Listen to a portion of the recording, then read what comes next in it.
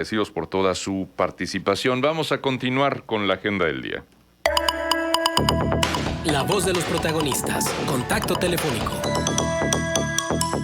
Bueno, nos da muchísimo gusto poder conversar con Uquib Espadas Ancona. Él es consejero del Instituto Nacional Electoral.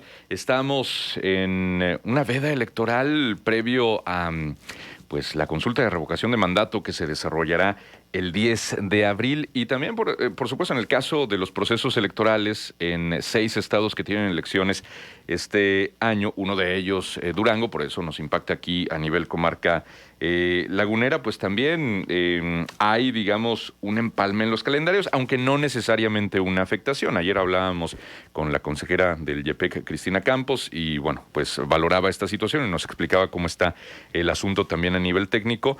Agradecemos mucho al consejero Uquib Espadas que esté con nosotros. Consejero, gracias. Arturo González y Manuel Cerrato, servidor, les saludamos con gusto. ¿Cómo está? Bien, muchas gracias. Con el gusto de estar con ustedes. Gracias, consejero. Si nos pudiera explicar, porque parece que luego hay muchísimas dudas también de parte de los propios funcionarios de los diferentes órganos de gobierno, de que no saben ni qué decir o qué se puede hacer y qué no, qué se considera propaganda. De hecho, el propio presidente López Obrador, en una de las mañaneras, cuando entró en vigor lo de la veda tras la publicación del acuerdo del INE en el Diario Oficial de la Federación, pues decía que nos expliquen qué sí se puede y qué no se puede informar. Entonces, si nos pudiera ofrecer alguna luz con respecto a ello, consejero. Como no, de manera general, lo que no se puede publicar es cualquier tipo de información que exalte, exhiba o simplemente describa éxitos, obras, proyectos de cualquier gobierno, porque nivel de gobierno. De esa manera muy general, podemos decir que esto es propaganda. Donde se exhibe o se exalta qué cosas está haciendo un gobierno. Esto es un poco fuerte, así es, pero pues tiene origen en muchos abusos que se hizo de la propaganda oficial en el pasado. Lo que sí se puede transmitir son cuestiones que tengan que ver con emergencias, desde luego, salud y educación.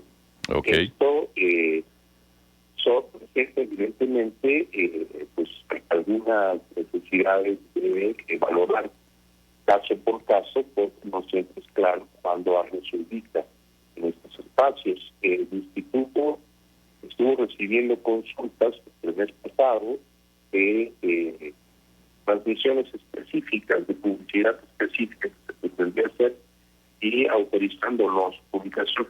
Esto no quiere decir que lo que no haya autorizado el instituto no se pueda transmitir. Uh-huh. Simplemente quiere decir que ahí sí, bajo su propio criterio, se emiten las cosas que tengan que ver con, otra vez, emergencias, salud, educación, y si alguna de ellas rebasa los límites de lo previsto por la ley, bueno, pues entonces tendrá que ser retirada una vez que esto sea resuelto de esta manera por el propio ley. Uh-huh. Ahora, ¿cuáles son las sanciones o las consecuencias? Estamos conversando con el doctor Uquib Espadas Ancona, consejero del INE. ¿A qué se atiene, digamos, un orden de gobierno, un político que sobrepase, digamos, estas medidas? En primera instancia, no hay una toda una gradación de procedimientos sanciones. En primera instancia, es el retiro de la publicidad y la amonestación. En caso de persistencia, es el de la amonestación. Uh-huh. Ahora también luego hay dudas a nivel de medios de comunicación de qué se puede informar o no. Evidentemente los gobiernos tienen claro que por ejemplo, no se puede hacer promoción de programas sociales, que no pueden hacer inauguración de obras o organizar eventos de entrega directa de apoyos. O sea, todo esto que toca muy en la línea de lo que es propaganda y de lo que es, por supuesto, también intenciones de tener ahí un capital político a través de estos apoyos asistencialistas. Pero luego también hay dudas sobre, insisto, a nivel periodístico, de qué publicar y no, o si publicar nombres de funcionarios que informan algo. ¿Cuáles serían las recomendaciones, doctor, a la hora de abordar periodísticamente un hecho que puede resultar relevante, pero que a lo mejor queda la inquietud de si esto no contraviene estos asuntos de la veda? Bueno, esto evidentemente no es una fácil de entender, por eso nos llegan quejas y hay discusiones y a veces se enfoca en un sentido o en otro. Yo primero que quiero decir, no hay, no es totalmente sencillo, como se sabe, a ver, hay una noticia y en la difusión de esa noticia se está dando información sobre un hecho relevante o sobre texto de una noticia se está exaltando a un funcionario o a un gobierno por las obras que realiza. Ese es, digamos, el tamiz por el que hay que considerar esto. Es muy difícil a priori saberlo, esto se analiza caso por caso, porque aquí sí, cuando alguien considera que está rebasando los límites legales, presenta una queja y el instituto la considera sobre el evento particular. Bueno, luego se toman algunas determinaciones como, por ejemplo, ciertas cosas no cubrirlas, cierta información no proporcionarla, o nada más desentrañar lo que es puramente informativo, pero luego omitiendo nombre del funcionario, omitiendo quién fue la fuente directa, o nada más, digamos, adjudicarle una información, por ejemplo, al gobierno municipal o al ayuntamiento o al gobierno del estado, así como ente. ¿Eso es viable, doctor? Es decir, ¿si habría una recomendación o se está medio confundiendo el sentido de la restricción, el no citar fuentes por no incurrir en promoción de alguien?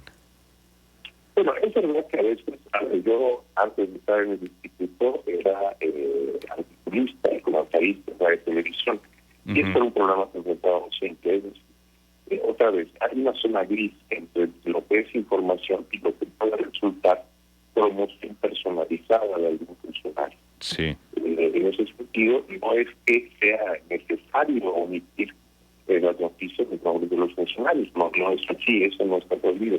Pero está prohibido cualquier tipo de difusión en donde el nombre del funcionario se vea vinculado otra vez a la demostración de importantes acciones, de medidas públicas que puedan ser interpretadas como promoción.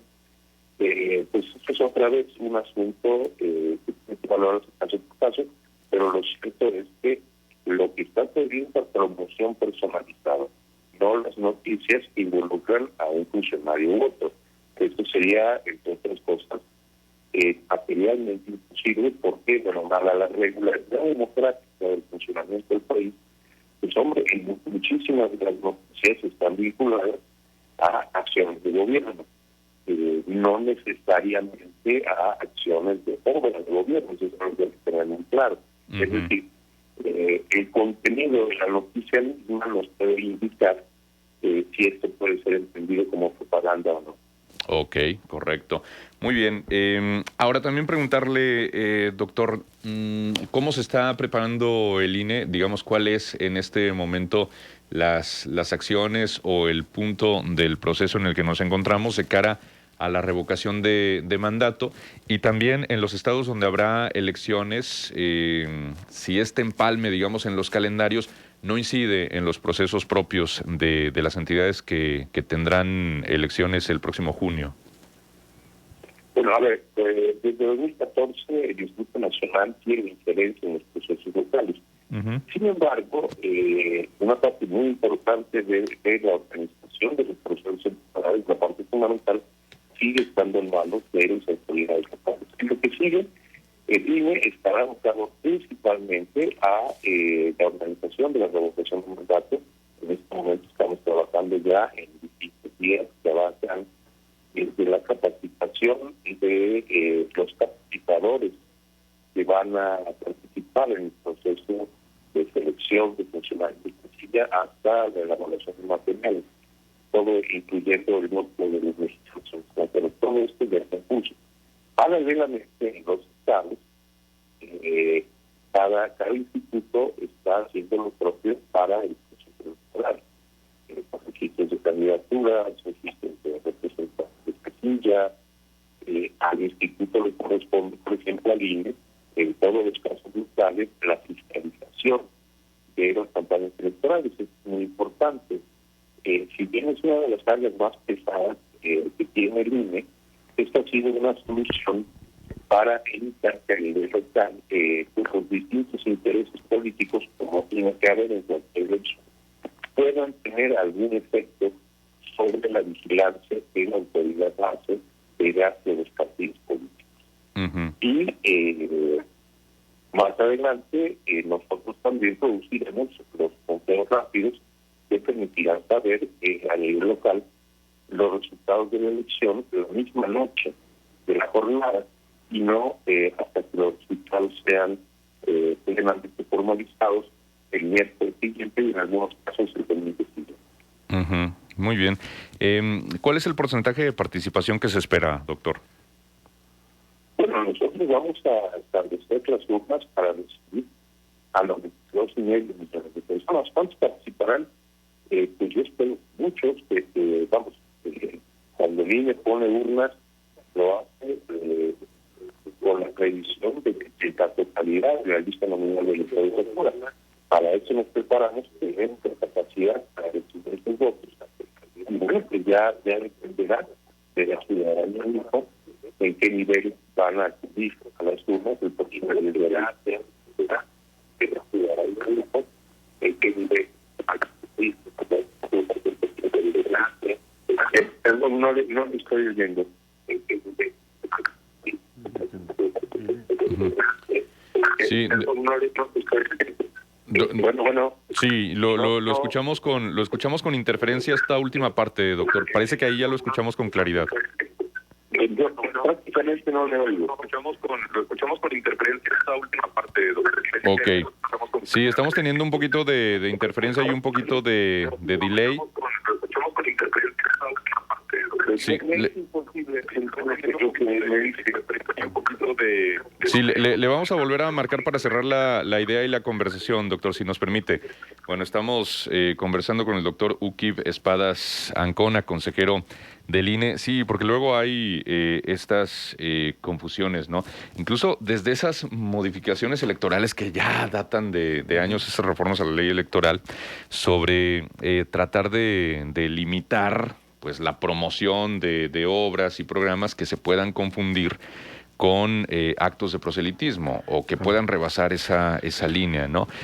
Sin embargo, bueno, no se está exento de dudas por parte de nadie, ni de los propios funcionarios, que de pronto como que exageran la percepción de esas restricciones y entran en un silencio absoluto, digo, para no arriesgar a que luego algo de lo que declaran se interprete como propaganda, ¿no? Sí, lo decíamos, estas reformas están hechas y surgen desde la desconfianza, Uh-huh. o sea, de la desconfianza de perdedores en algunas elecciones, de los partidos que quedan inconformes, porque en este país lo mismo se dice que hubo fraude, que lo mismo se dice, eso de parte de quien perdió, que fueron las elecciones más limpias de la historia.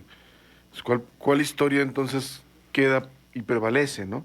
Sí. ¿La del ganador o la del perdedor? El tema es que la historia del perdedor termina traduciéndose en reformas por concesiones que hace el ganador.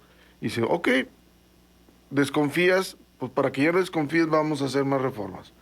Y terminan impulsando estas reformas, la veda electoral, cualquier reforma que tenga que ver con mejorar o incrementar la confianza en las elecciones, acotar a los poderes gubernamentales, cuando sabemos que cualquier partido, una vez que llega al poder, es susceptible de cometer las mismas irregularidades. Uh-huh. Entonces, se vuelve, la verdad, es un cuento de hipocresía en donde luego se incurren en estos excesos porque, como no está tan claro, o parece que no está claro y es muy difícil, pues se van por ahí, ¿no? Se entran a una zona gris en donde unos interpretan que no pueden decir absolutamente nada cuando en realidad es lo que a ellos les conviene, o interpretan que sí podemos decir algunas cosas porque también es lo que en ese momento les conviene. Claro. Y no es porque quieran respetar la ley, sino más bien es porque les conviene decir o no decir en cierto momento. Ujú. Por eso mismo, yo lo repito, el presidente de la República, enojado o extrañado, porque, no, pues que nos digan qué podemos decir, cuando fue su propio movimiento, su ex partido y hoy su partido, quienes impulsaron este tipo de medidas.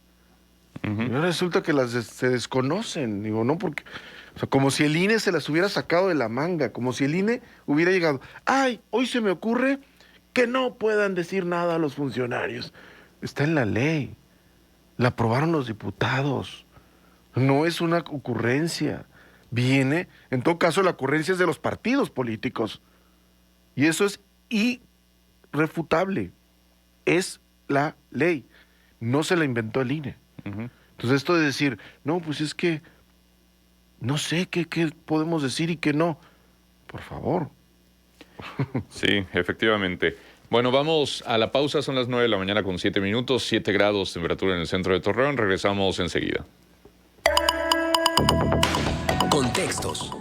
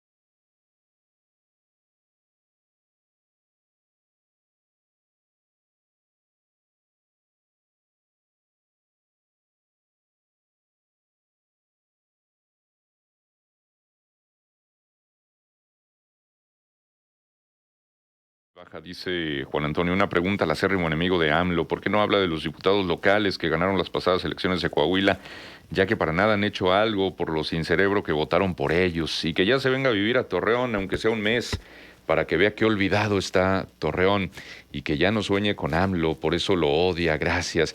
Y también pregunta el mismo Juan Antonio que por qué no leemos en el momento los comentarios que nos llegan. Sí, tratamos de hacerlo en la medida de lo posible. A veces sí, lastimosamente, no lo es, puesto que llegan los comentarios cuando estamos en plena entrevista con la colaboración. Sí. Y como tenemos el tiempo medido y hay que ir a la pausa porque el sistema no perdona, o sea, nos llega el corte cuando tiene que llegar, no podemos luego extender al siguiente bloque ciertas conversaciones porque ya está, digamos, la otra entrevista ya agendada. Entonces, es por ello que a veces dejamos un poquito los comentarios para posteriormente darle Pero salida. que tenga la seguridad de que al señor Carlos Arredondo Cibaja le van a llegar esos comentarios. Pero, por supuesto. Eso sí, sin duda, y además se van a leer aquí tal cual como lo recibimos, siempre y cuando pues no traiga palabras que no se pueden decir al aire, ¿verdad? Sí, ya le daremos salida a más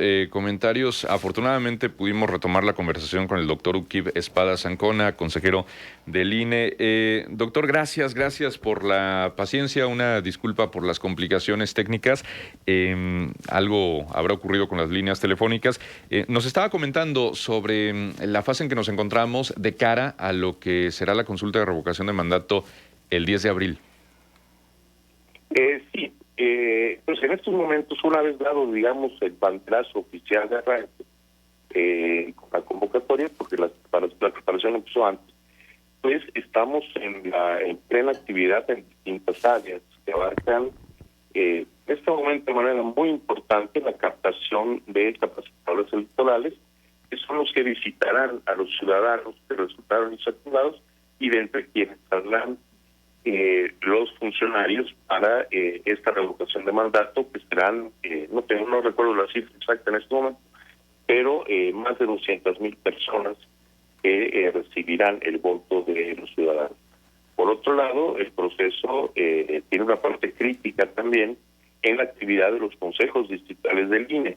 En este momento, teniendo como base las casillas que se utilizaron durante la consulta popular del año pasado, están emitiendo las propuestas que nos están mandando a nosotros para decidir en definitiva la localización de las casillas. Ellos lo aprobarán y después esto seguirá el proceso normal. Esperamos en ese sentido un número muy semejante de casillas ante la consulta, que son 57,000. Y bueno, por el otro lado, toda la parte organizativa y técnica que nosotros vemos el día que vamos a la urna. La próxima semana comenzará, por ejemplo, la impresión de las boletas para esta revocación, y en las semanas siguientes estaremos en el complejo proceso de selección de los funcionarios, de forma tal que garanticemos pues lo que siempre garantizamos cuando vamos a elecciones, que cada persona tenga una boleta, su personal boleta, cerca de su casa para sufragar, y los mecanismos de captación de la votación, de cómputo y finalmente de concentración de la batería electoral, que le garantizan a la ciudadanía la integridad de estos procesos. Es decir, que cada boleta que entre una urna será contada, será bien contada, y ese será el único resultado que habrá de esta revocación, lo que la ciudadanía coloque en las urnas. Muy bien. Ahora, esto, digamos, ocurre mientras está también transcurriendo el calendario electoral de los 6 estados donde habrá elecciones. Sin embargo, operativamente no hay, digamos, un empalme, o sea, no hay afectación en los dos procesos, doctor. No, bueno, nosotros tenemos mucha experiencia en este asunto. Los procesos federales y locales sí tienen constantes coincidencias, no es el caso ahora, también tienen momentos muy diferenciados. En esta circunstancia, la fecha en la que se votará la revocación de mandato es una fecha en que nadie va a votar en las elecciones locales. Esto es una disposición legal, son fechas distintas. En ese sentido, digamos que para efectos de la ciudadanía habrá un proceso electoral a nivel local organizado con participación del INE y con participación de los órganos locales, pero que a efectos de la ciudadanía ni siquiera se percibirán las diferencias. Hay partes muy importantes del proceso que corren a cargo de el INE, como es la captación, o mencionaba la capacitación de funcionarios electorales, o uno que me parece crítico y que comentaba ya hace unos momentos, es el de la fiscalización del gasto de las campañas electorales, que es una de las grandes garantías que el Instituto proporciona a la ciudadanía. Es decir, lo que los candidatos gasten está siendo vigilado permanentemente por el Instituto con una eficiencia muy elevada. No es un proceso perfecto, pero sí podemos garantizar que hay un control al flujo de recursos para que esto se mantenga dentro de los márgenes de la ley. Muy bien. Por último, doctor, ¿qué tan fortalecido se encuentra el INE en este momento, ya que todo este asunto fue políticamente tortuoso con estos señalamientos del presidente, con este asunto de que si la Secretaría de Hacienda otorgaba o no más recursos, a final de cuentas se determinó que no y que fuera el propio instituto quien hiciera los ajustes necesarios para tener con qué realizar esta consulta, luego estos ataques y demás? Todo eso, ¿cómo repercutió en el INE? ¿Cómo se encuentra el instituto en este momento? Bueno, a ver, sí, han sido momentos políticamente complicados y financieramente muy difíciles, dado este estrangulamiento económico que nos recetó la Cámara de Diputados. Sin embargo, pues digamos, el instituto sigue siendo el mismo INE, tenemos la capacidad instalada para desarrollar esto. Lamentablemente, dado el radical recorte de recursos que sufrimos, pues solo vamos a poder llevar la revocación de mandato a cabo en la tercera parte de las casillas de lo que la ley ordena. Y esto gracias a que un acuerdo de la Suprema Corte de Justicia nos permite ajustar a las capacidades económicas que tenemos en este momento el proceso de revocación. Eso es la parte más grave de todo este conflicto. y desde luego la política electoral tiene que tener al conflicto político como uno de sus elementos naturales. Pero el recorte presupuestal y el estrangulamiento financiero de una institución no son parte de la naturaleza de la dinámica política. En ese sentido, pues, nos preocupa severamente que esto pueda sentar algún tipo de precedente. Yo espero que se trate de un caso único y de un conflicto específico y que así pase a la historia electoral de este país. Esto de ninguna manera puede ser el precedente para que, por ejemplo, en la elección presidencial de 2024, el instituto no tenga los recursos suficientes y tenga que establecer restricciones que no son las que la ley considera para garantizar una elección íntegra y transparente. En este momento la realidad es que no hay una crispación política en el país, no se prevé, y el INE no prevé un conflicto en torno a la revocación de mandato, de forma tal que reducir el número de casillas probablemente no tendrá un impacto político significativo, será objeto de distintas discusiones, pero no se podrá atribuir al número de casillas el resultado de la revocación de mandato. Si en el 24 tuviéramos una elección presidencial cerrada, sería catastrófico que el instituto tuviera que reducir las condiciones legales para pegarse a un presupuesto insuficiente, como nos está ocurriendo ahora. Sí, efectivamente. Muy bien, doctor, pues agradecemos muchísimo que nos haya atendido, valoramos mucho su tiempo para esta conversación. Muchísimas gracias. Por el contrario, muchas gracias por darme este espacio y permitirme llegar a su auditorio. Gracias. Si nos lo permite, seguimos en contacto. Gracias, doctor. Claro que sí, muchas gracias. Hasta luego. Es el doctor Uquib Espadas Ancona, consejero del Instituto Nacional Electoral. Bueno, recordar